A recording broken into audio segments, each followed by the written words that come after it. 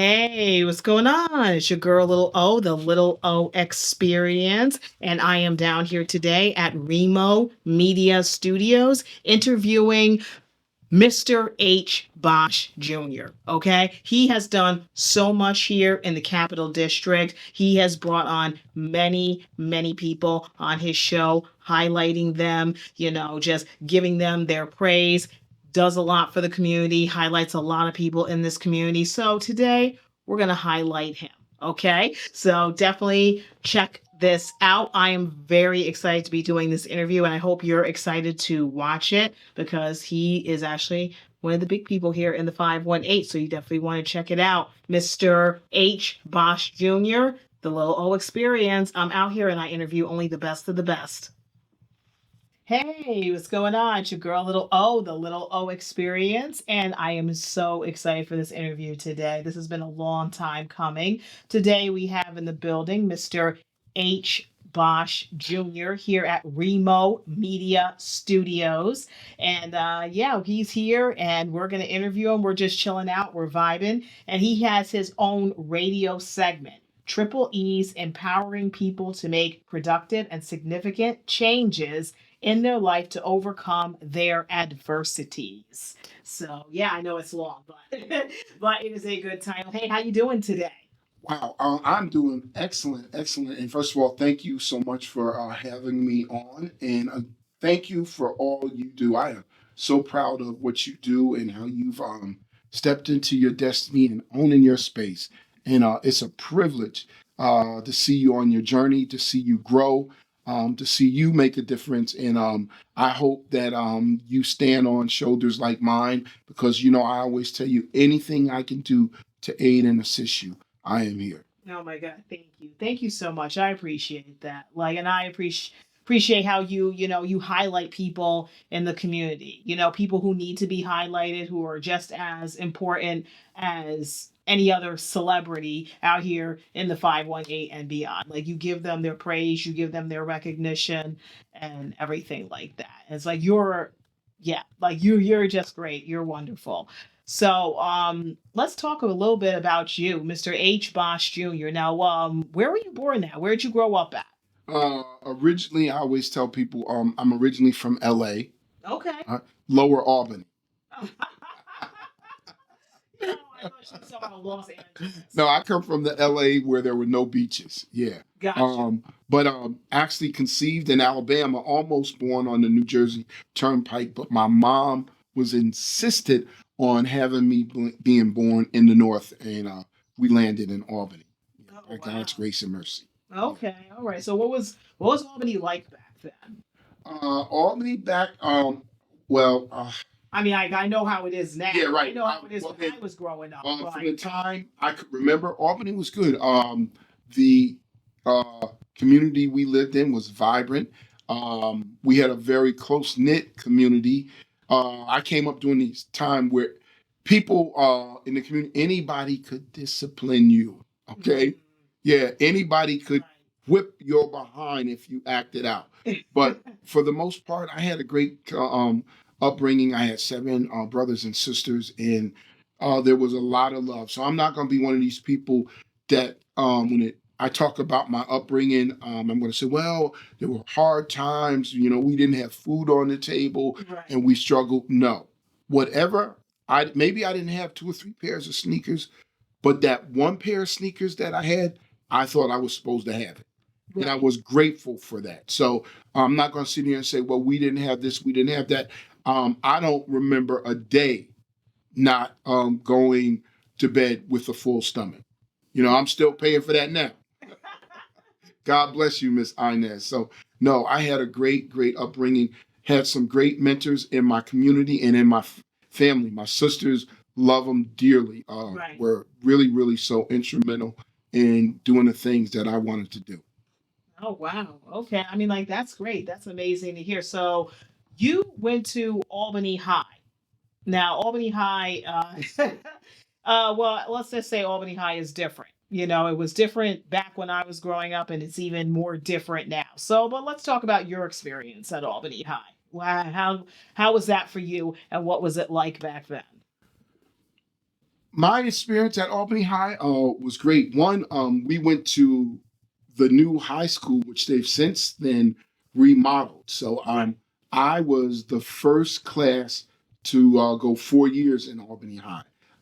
Actually, when I started in 19, no, no, no, first year, but we were the first original class that went 4 years in Albany High School. And it's kind of like, wow, amazing how they tore down a lot of the school and they rebuilt it. Right. And I was like, that was so new to us when we went to school. And oh man, I started high school with a lot of great people who are doing some phenomenal things now. I'm not going to name drop, but I was blessed to be Right. around a lot of great people in high school. Wow. Okay. So, because you know how Albany High is now. What do you think of Albany High now compared to when you went back then? I think the dynamics of the school is different. I think the educational system has changed in a way where I don't think it's is impactful as it was when I was going to school. Again, I had great mentors, great teachers, Right. but education has changed. Teachers have changed. Right. Students have changed. I mean, with the I guess the activity that goes on in the daily high school, sometimes violence and stuff like that, it changes the attitude of a teacher and what they bring to class every day. Some of them are there just to get through it. I'm a firm believer. I came up in the era where my teachers didn't teach for income, they taught for outcome. Oh. You see, I'm going to say that again. Wow. My teachers didn't teach for income, they taught for outcome. Okay. It's just the opposite now. I think Yeah. a lot of teachers are teaching for income, even though it's not the highest paid profession, but they want to get in and get out. Right. Yeah, so that's what my experience was at Albany High. Oh, wow. Well, I'm glad you definitely had a great experience, but like I said, it was definitely different in your day than it was now or even in my day. So, but then like you went on to Hudson Valley. So, when you went to Hudson Valley, when you graduated from Albany High and you went on to Hudson Valley, did you know that you wanted to be a communications major, that you wanted to, get into radio, or did you know that before you went, while you were in high school and before you went to college? To be honest with you, no, this was the last thing on my mind. I just wanted to get an education and be honest, wear a suit every day and carry a briefcase. But no, that was the last thing on my mind. Right. And then a lot of the things that have happened in my life, I always say everything good that has happened to me in my life has came on the other side of hard. Right. Meaning I've had to work for it. I had to do something, or something drastic happened in my life where I had to really fight or defend myself. So again, everything good that has happened to me has came on the other side of hard. And this is another example of me getting into media. I didn't think I would ever well, no, let me take that back. I knew early on God had a plan for me, that I was going to make a difference. And I was going to make a difference on a big stage, but I didn't know how I was going to do it. I didn't know how I was going to get there. And if you would have told me it was going to be through media, this, that, and the other, I was like, I don't know. Or if you would have told me that I would have been a successful entrepreneur for 20 years, that wasn't in the cards. But I knew I had a vision, but I just didn't see it. And God, I guess if you have a vision, eventually he turns that vision into provision. He puts the P and the R, right, the O in front of vision, and it's provision. And I was blessed. Oh, wow. Okay. So when did you decide that you wanted to take the road to, get into radio and media? And basically, like, you're more than just a radio personality. You're a motivational speaker and everything like that. You're a powerful speaker. So when did you decide that, that was the path that you were going to take? Great question. And I like to think of me more as a high impact difference maker. And I do that in several ways: media, speaking, being in business for years, and God bless me, I'm still in business and pretty successful. So when did I decide? Again, things happen, and things happened that kind of led me to this and led me to say, okay, this is what I can do because that chapter of my life has changed. So, me and my experience in the criminal justice system, which ultimately came out to my benefit, led me to media. Because I had an experience in the criminal justice system that, like I said, changed the trajectory of my life. And to God be the glory. I was successful, and I won. And that's a daunting, traumatizing experience when you go through the criminal justice system. Right. Because that system is not built for us to succeed. So, because I had that experience, it led me to this journey in my life. And someone who knew someone who knew someone connected me with the Sanctuary for Independent Media in 2007, and the rest is history.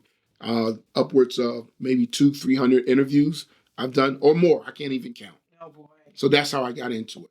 Oh wow. Okay. Well, let's talk about your career in criminal justice, because I noticed that when I was looking at your Facebook page, because that's what I do. I look at people's I do research. I look at people's Facebook pages, look at their bios, everything like that. So when I was looking at your Facebook page, I noticed that you've highlighted some criminal justice students, or young people who want to get into criminal justice. So, like, your career in criminal justice, what exactly did you do there, and what was your path like? Because my daughter wants to get into criminal justice. Well, So, first of all, what aspect does she want to get into? I got into criminal justice reform and criminal justice system as an advocate okay. because of my experience with the criminal justice system. And I said to myself, what can I do to eliminate what happened to me and to make things more equal and just for people who come after me, the sons, the daughters, the fathers, the mothers. And that's what led me into the criminal justice system. So I don't know what aspect she wants to get into, if she wants to get into it in law enforcement. Well, I think she wants to be a lawyer. That's Okay. what she wants to get into, like, the law side of it. She Excellent. wants to, Excellent. help people who need it, who can't, like, fight for themselves, who can't defend themselves. Excellent. That's what she wants to do. She wants to serve the community and serve people. So I think she wants to get into the law aspect of it. Well, I think that's great. And like you said, starting out being a lawyer and also being able to represent, I will say this, um, speaking for myself, Right. advocacy work is not a lot of money. All right. Okay. It is long hours. It is dedication. It's a lot of disappointment, but you have to have your heart in it, or something has had to happen to you for you to be so passionate about making a difference. Right. It's not cut out for everyone, but I know what happened to me. Um, oh, changed the trajectory of my life, and it made me want to get into trying to change a system that is so unjust and unfair, Right. and that is so top heavy when it comes to the disparities for people of color. Wow. Okay. All right. I mean, like, I do notice that, within the justice system, there are some things that are unfair to me, that Yes, they are absolutely. unfair. Like, a person of color gets life in prison for doing a crime, but a person who's not of color, they don't serve as much time. That person of color, they tend to get penalized for doing the same crime that a person who's not of color have.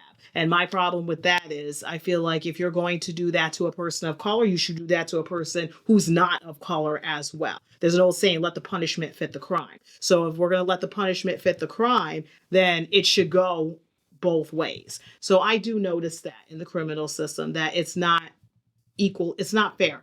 It's No, not it's not. equally No, fair. it's not at all. No. You know, The late great Richard Pryor once said, when he spoke about the criminal justice system, he Right. says justice, meaning just us, is usually in that system. You know, Oh my God. yeah, yeah, but it's so true. It's Right. so true.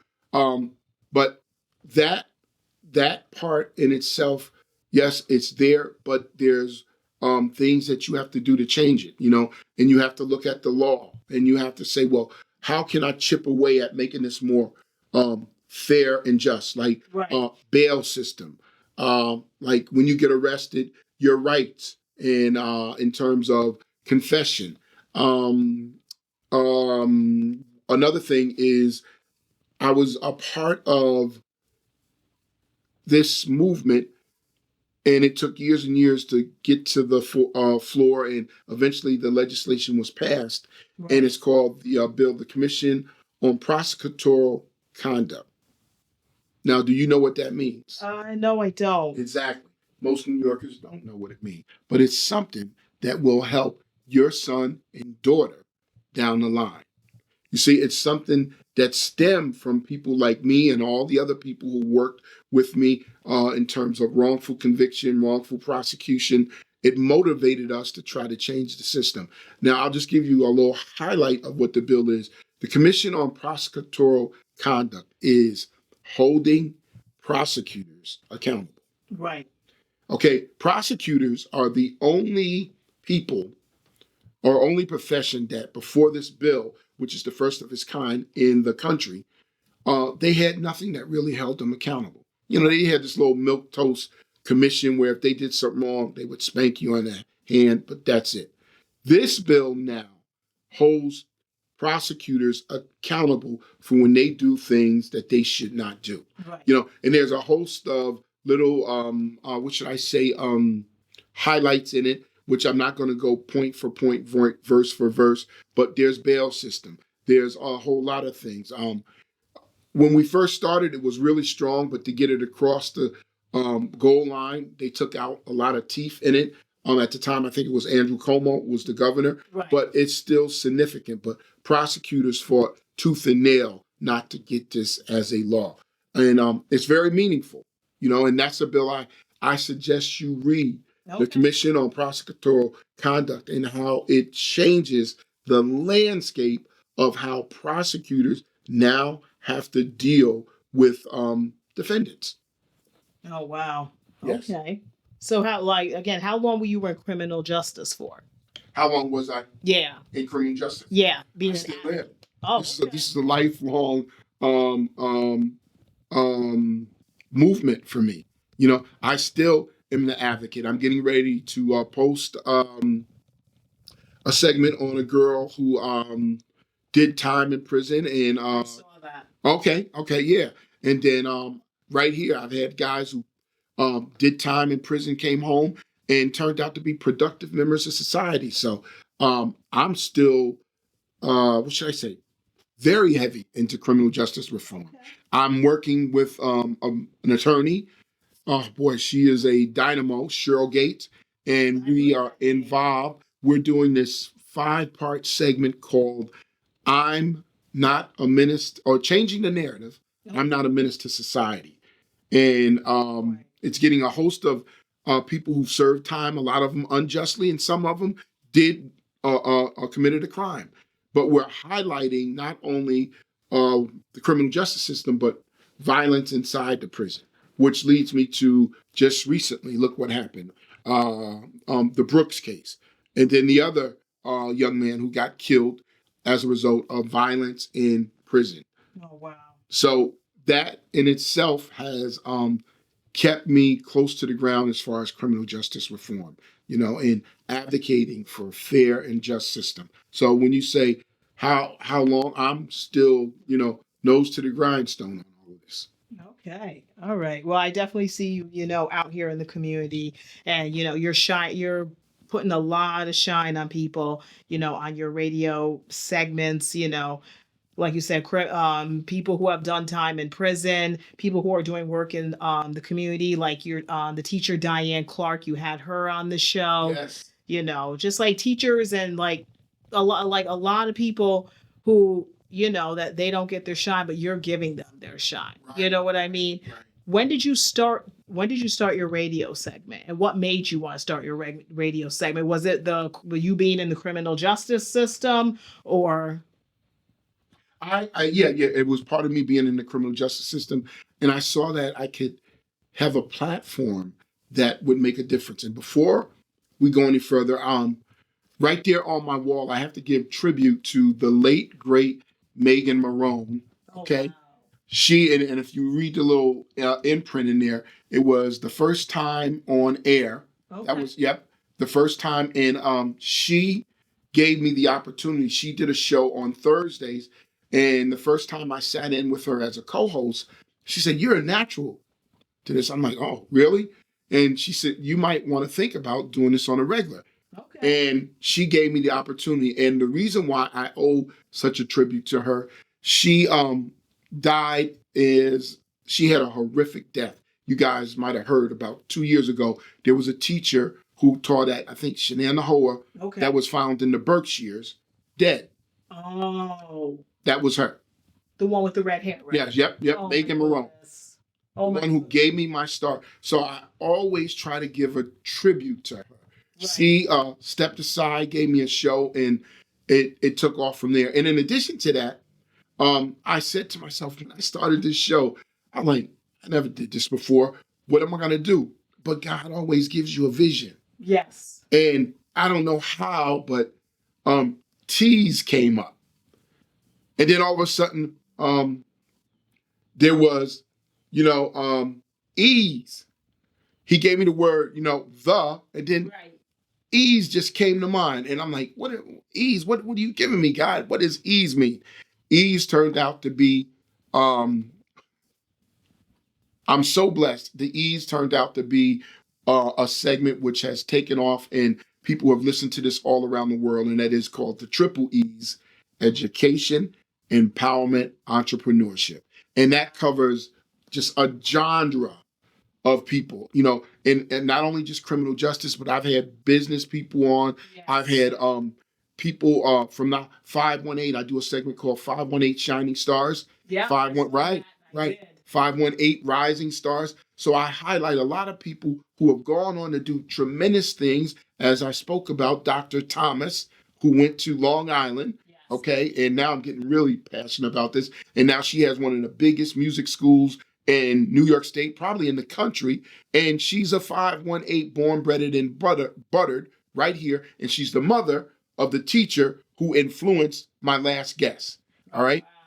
All right, Miss Ann Thomas. So this has given me the opportunity to do so many things. I also teach courses on how to start your own business, Okay. and how to be successful, because as you see, it says education, empowerment, entrepreneurship. Yes. So I teach people on the do's and don'ts of starting a business, the pathway to success, and how to be an entrepreneur. Everybody can start a business. Not everybody can run a business and manage a business. Right. And I teach them on that. I also do stuff where I have students come in and I teach them the value of communication. Look at the studio. Right. On how to communicate, on how to get their message across. So we have a large umbrella, and we do a lot of things through media, through speaking, through education. So it is, like I said, empowerment. Education, empowerment, entrepreneurship. And that's what we here at ReMoh Media is all about. And the team that I put around me. I got to give a shout out to my team. Can I do that? Yes, All you right. can. My engineer, Kaylin, my IT guy, he just likes to be referred as T, but his name is Kahamid. My sound guy, Sean, who does all of that. And then I have a photo guy named Ryan, who does my video. I'm officially making him part of my team. Yes, I'm soliciting and no, I'm recruiting him. So anyway, yeah. Oh wow. Okay. All right. Now I got a question for you. Sure. ReMoh Media Studios. Where'd you come up with that name? Oh boy. Okay. So this is how I came up with ReMoh Media Studios. Just like Made to Believe LLC Network. Let's go there first. Made to Believe LLC Network, because I said, God, give me something, right? That's my daughter's initial. Her initials, her name is Monique Tashe Bosh. Oh, okay. So I said, put something to that, right? And, driving one day, he put Made to Believe. Nice. And you notice I end my segments by saying, this is H. Bosh Jr. doing what I'm made to believe. Because I wake up every day, every morning I wake up and I say, what I'm doing, or this thing that God has blessed me to do, I am made to believe that this is exactly what I'm supposed to be doing. Right. Yeah. So then down the line, overcoming adversity specialist. I added that to it because I'm a true with all the things I've been through. If anybody's an overcoming adversity specialist, it's me. But I think in our own right, everybody's an overcoming adversity specialist. Right. Who hasn't overcome adversity?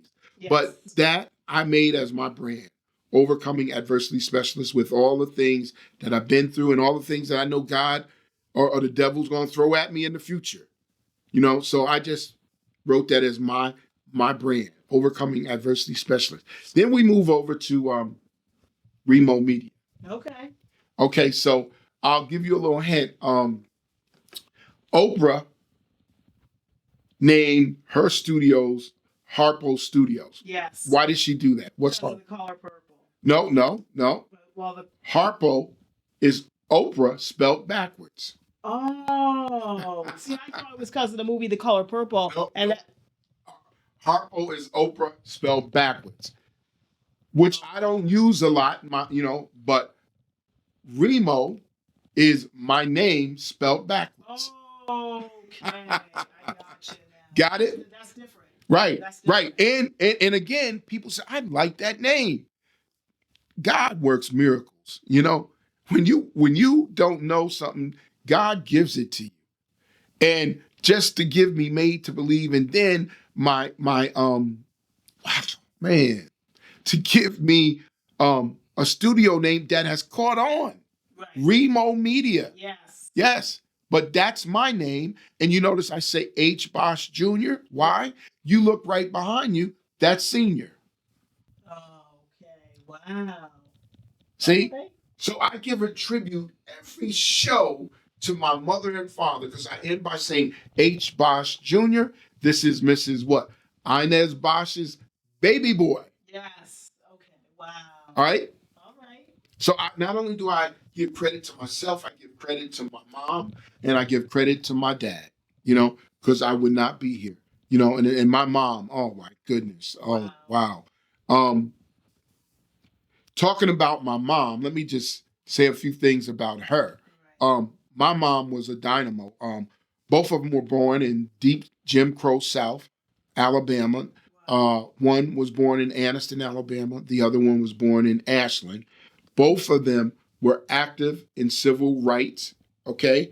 I had the opportunity, I think 2 years ago, to interview the mayor of Selma, Alabama.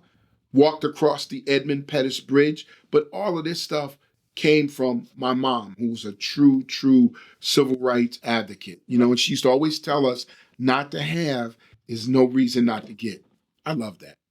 I'm going to say that again. Not to have is no reason not to get. Because again, let's go back to, we didn't have everything. I had that one pair of sneakers, and that one pair of sneakers, God bless you, Ma, was a pair of, I'm dating myself.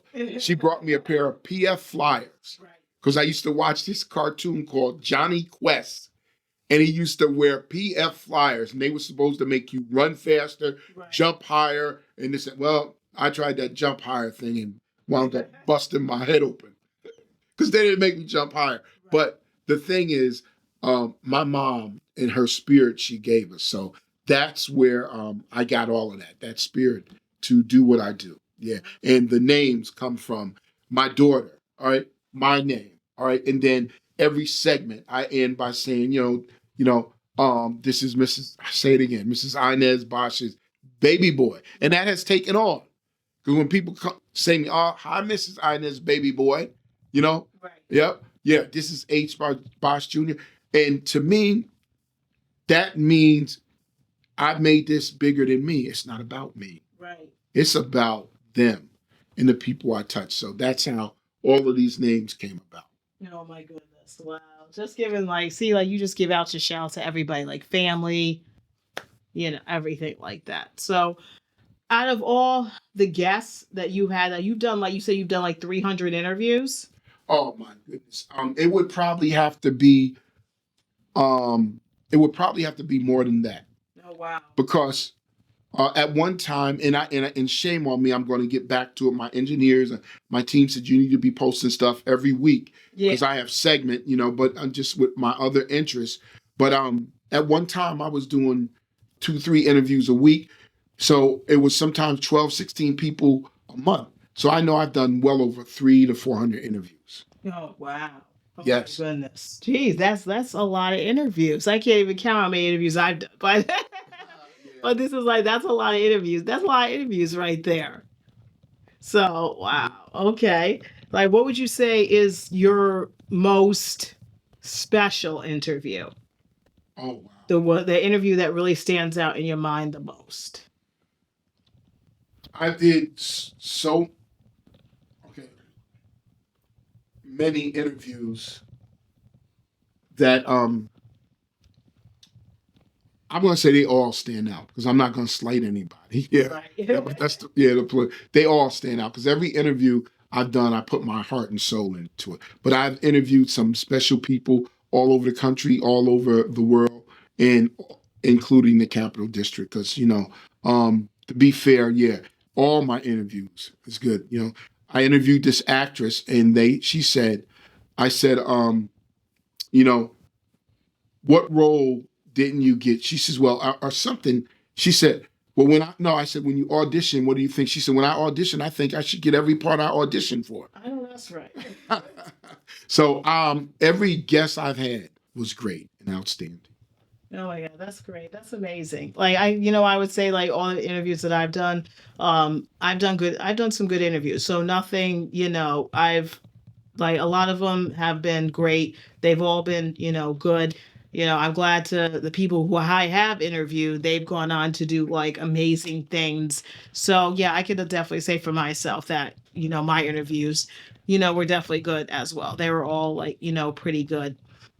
So what would you say, what's next for you in the future? Uh, what's next for me in the future? I would say what's next for me in the future is to truly start what should I say? Legacy building. Oh, okay. Getting All right. people involved. Hopefully my family, Right. my kids, and now to do things that's going to last years and years from when I'm going. So that's what's next for me in the future. And how am I going to accomplish that? To continue to do the things that I'm doing. Nice. Yeah. Okay. How many children do you have, by the way? 9. Oh my goodness. Are you serious? No, you're not. No. Oh man, that was good though. Yeah, it was. Yeah. Oh, I was No, like, what? 3. Yeah, 3. Okay. Yeah. All right. Yeah, homegrown too. Yeah. Nice. Yeah. So they're off doing amazing things, I'm sure. Amazing, Okay. amazing. And a shout out to MTV. My daughter Monique Tashe Bosh has now, and like when well, to go back to your question, what's next for me in the future? She now is gravitating towards what I'm doing, Okay. and I am so blessed and thrilled about that because younger when you try to push that on them, they go, "Oh, Dad, I'm not really interested." Yeah. But now, she wants to go where I go, see what I see, and do what I do. Nice. Oh my God, I love it. Yes, I love that. Yeah, I love that. And Mo, when you see this interview, I know I don't say it enough. I'm proud of all of y'all, but I'm so proud of you. You are a true overcoming adversity specialist. When you go through things, you always get up from the count and you get up bigger and better. So you continue to be you, you continue to shine. And as you always say, when you used to meet guys, you would tell them, I wasn't raised like that. My father didn't raise me like that. And now I'm seeing the fruition of all the things I used to do. And I know sometimes I was hard. Right. Sometimes I got on your nerve. But and one of my favorite sayings to her was smart, tough, and strong. And you exemplify all of that. So God bless you. All right. Nice. Yeah. And I know that 50 years from now, you're going to keep everything that I'm doing alive in various ways, whether it's through the education, scholarship fund, and honoring me and my mother, or just out there making a difference by being a difference. So God bless you. Oh my God, that's beautiful. That's Or as I great. say, Monisa. That's amazing. That's amazing. So, who you think who's going to be your next guest on the show? My next guest will probably be on the show.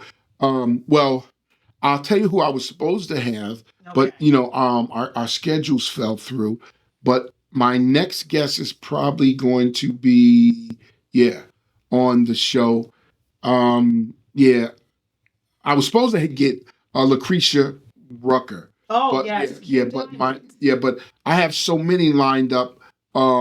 So right now, immediately, my next guest is probably going to be this dynamo. Like I said, I had the opportunity to interview Kim Wafers. Okay. She's a local actress in the 518. Yeah. I saw that on your page. Right, and she does the Harriet Tubman. Yes. That Yeah. was at the youth breakfast, right? Back That's right, in that's right. February. Okay. So that's my girl. She's gonna rock the stage right here in ReMoh Media.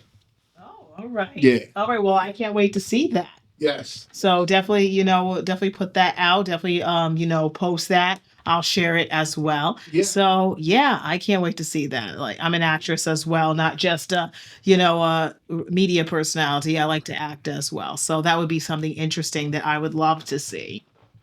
So. Wow. I'm speechless. Absolutely speechless. And so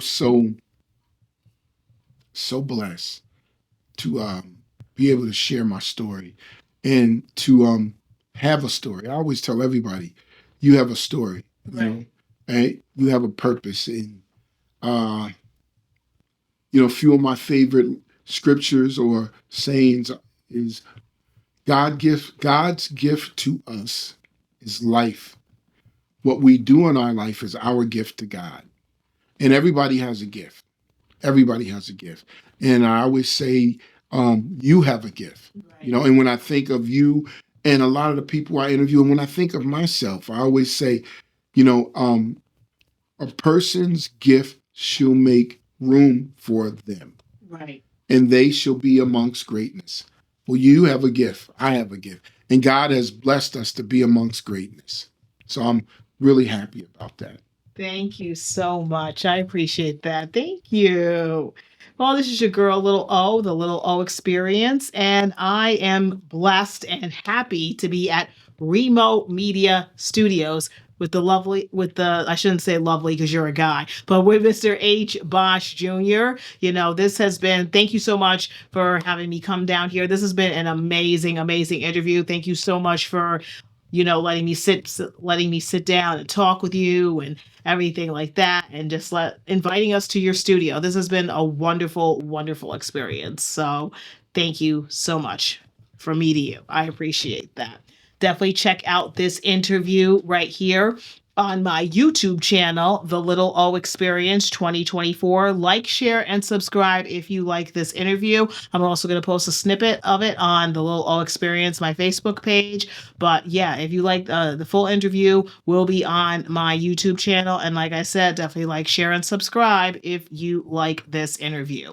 The Little O Experience here at ReMoh Media Studios with Mr. H. Bosh Jr. Check it out. Peace.